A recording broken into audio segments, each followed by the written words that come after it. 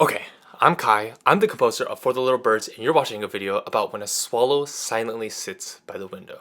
With this piece, with there being no bar lines, I like to think really about playing this piece as if you are singing it, as if you are a bird chirping it. In fact, I actually got this melody from a bird call.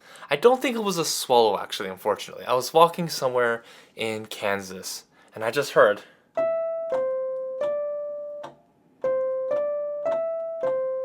I thought, I'm writing a piece with that. And that's how this melody came about in the first place. So instead of being like 1, 1, 1, 2, 1, 1, 1, 1, 2, if you get in the mind of singing this, na na na na na na na na na na,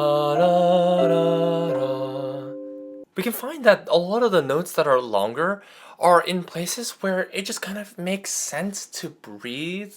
I know it's funny because we don't really have to breathe to play the piano, unlike other instruments like singing or trumpet or clarinet, but I always do think that it's very important to remember to breathe while playing piano. Actually, if you don't breathe at all while playing piano, you actually die because you need to breathe to live. So make sure you're breathing at all. But if you're going to breathe while playing piano to live, maybe you might as well breathe with the music.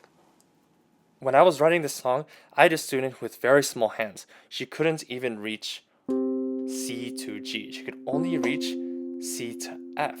So I thought, okay, I'm going to write a song where she can just play with these fingers going up the piano like this. And that's how I came up with Swallow. And we can get some really cool sounds just with a fourth like this. Try this. In both hands, take a fourth. Ooh, that's already pretty cool. And then you can just even move around the piano.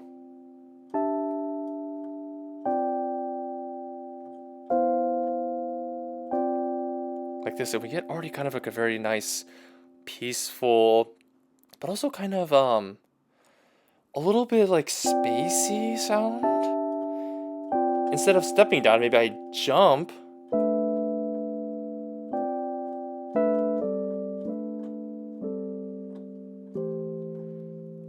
And now all of a sudden I'm kind of also making a melody out of it.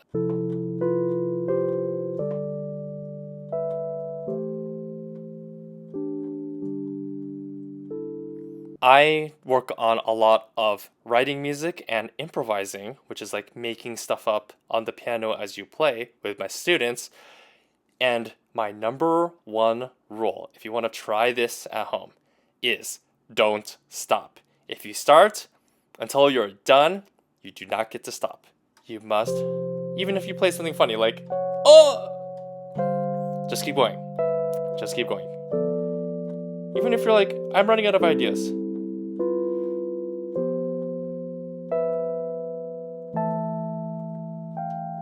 Oh, nope, don't stop.